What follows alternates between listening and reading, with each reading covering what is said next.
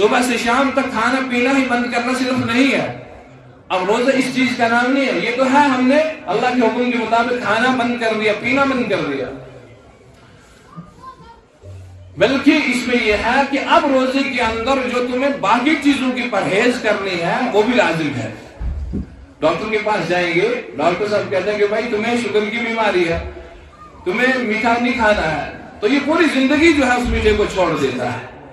اب اس کو blood pressure ہے، یہ کہتے ہیں کہ میں نمک مجھے استعمال نہیں کرنا ہے، تو پوری زندگی یہ نمک استعمال نہیں کرتا ہے. اگر کہیں جائے گا نہیں تو اگر جائے گا تو پہلے کہے گا کہ بھائی مجھے نمک کھانا بالکل کم ہے، میں نمک استعمال نہیں کر سکتا، میری صحت کے لیے مضر ہے. اسی طرح روزے کے اندر کچھ چیزیں ایسی ہیں جو پرہیز کرنے کی ہیں. وہ پرہیز کیا ہے انسان کو؟ وہ پرہیز یہ ہے کہ صبح سے شام تک تم جب بھوکے رہتے ہو تو تمہاری آنکھ بھی جو ہے غلط نہ دیکھے، تمہاری آنکھ جو ہے یہ بھی پرہیز میں رہے، تمہارے کان جو ہے یہ بھی پرہیز میں رہے، تمہاری زبان جو ہے یہ بھی پرہیز میں رہے، کوئی گالی گلوچ نہ کرے، تمہاری زبان سے کوئی غیبت نہ نکلے، تمہاری زبان سے کوئی برے الفاظ نہ نکلے، تمہاری زبان سے کوئی ایسے الفاظ نہ نکلے جس سے جھگڑا شروع ہو جائے. اسی لیے اللہ کے نبی صلی اللہ علیہ وسلم نے فرمایا کہ جب تم سے کوئی جھگڑا کرنے کے لیے آ جائے تو تم کہہ دو انا صائم، میں روزے سے ہوں، میں تمہارے ساتھ جھگڑا کرنے کے لیے نہیں آیا ہوں. روزے میں تو یہ چیزیں انسانوں کو سکھاتی ہیں. اسی لیے قرآن پاک کے اندر اللہ نے فرمایا کہ لعلکم تتقون، لعلکم تتقون، یہ پرہیزگاری. پرہیزگاری کیا ہے؟ روزہ صرف صبح سے شام تک کھانے پینے کو چھوڑنے کا نام روزہ نہیں ہے، بلکہ ہر ایک ان چیزوں کو. کوئی انسان اپنی تجارت کے اندر مشغول ہے، اسے بھی چاہیے کہ میں اپنی تجارت اس حال سے کروں کہ اس کے اندر کوئی غلط پیسہ داخل نہ ہو جائے. کوئی ملازم ہے تو اسے چاہیے کہ میں اپنی ڈیوٹی اس انداز سے دوں کہ میری ڈیوٹی کے اندر کوئی کوتاہی نہ ہو جائے. کوئی تاجر پیشہ ہے، کوئی مزدور ہے، یا کوئی انسان ملازم، اس کے سامنے کوئی ایسا کام آ جائے کہ میرا یہ کام کر دو، وہ کہے گا میری بھائی پہلے مجھے اس کے اتنے پیسے چاہیے تب میں کام کروں گا، ہرگز نہیں. اور اس کے باوجود پھر صبح اس دو چیزوں کا اس کا اور خیال رکھنا ہے روزے کی حالت میں. وہ یہ کہ شام کو یا صبح جب یہ سحری کھا رہا ہے اور شام کو افطار کر رہا ہے تو اپنی اس غذا کی طرف دیکھے کہ آج میں نے جو یہ کما کے لایا ہے، آج جو میں نے کھانا لایا ہے، آج جو میں نے سبزی لائی ہے، آج جو میں نے گوشت لایا ہے، آج جو میں نے دودھ لایا ہے، آج جو میں نے جو چیز لائی ہے گھر میں استعمال کرنے کے لیے، یہ حلال کے پیسوں کی لائی ہے یا حرام کی. کہ میں صبح سحری تو اللہ کے حکم سے کر رہا ہوں مگر غذا جو ہے اس کے اندر گڑبڑ ہے. شام کو افطار تو کر رہا ہوں مگر اس حرام غذا سے جو میں نے کسی سے چھین کے لی ہے، کسی سے چوری کر کے لی ہے، کسی سے لوٹ مار کے لی ہے، کسی سے دھوکہ دے کے لی ہے، کسی سے رشوت لے کے لیا ہے، تو کہیں ایسا نہ ہو کہ دن بھر تو روزہ رکھا مگر شام کو جو افطار کر رہا ہے وہ حرام مال سے کر رہا ہے.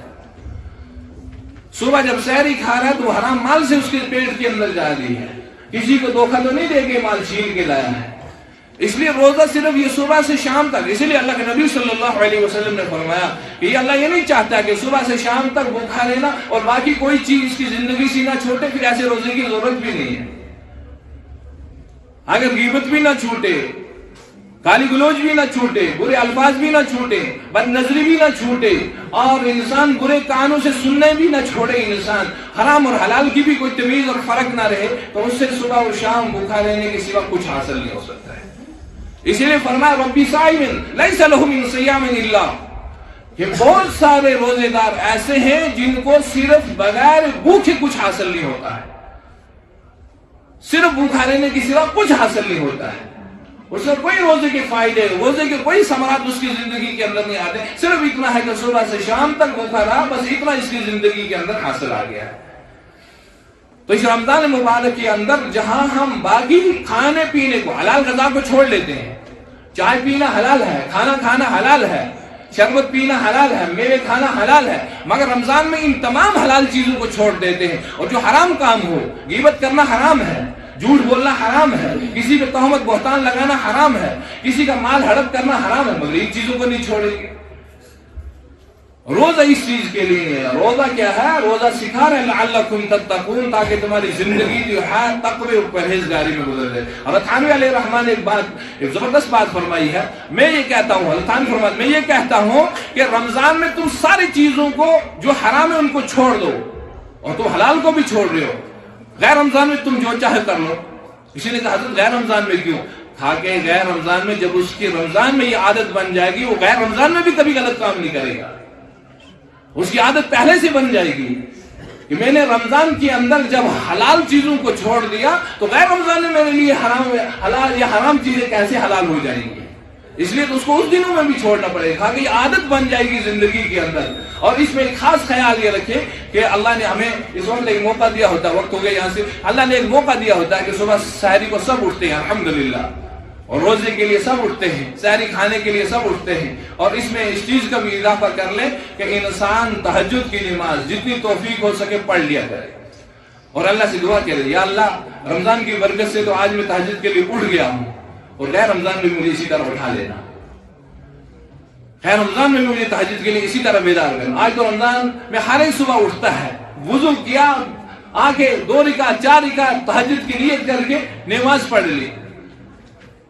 پھر غیر رمضان کے اندر بھی اللہ اس روزے کی, اس ماہ مبارک کی پورے مہینے کی برکت سے اس کی زندگی کے اندر وہ عادت ڈال دیتا ہے صبح کو اٹھنے کی. اب دیکھو کچھ حضرات کو ہوتے ہیں رمضان کے چند دنوں تک ان پہ اثرات بہت اچھے رہتے ہیں, نماز میں بھی, مسجدوں میں بھی, اور صبح کو اٹھنا بھی ہوتا ہے. اور جب آہستہ آہستہ وہ دل جو ہے پھر گناہوں کے اندر مبتلا ہو جاتا ہے, مسجدیں بھی چھوٹنا شروع ہو جاتی ہیں, صبح کو اٹھنا بھی ختم ہو جاتا ہے.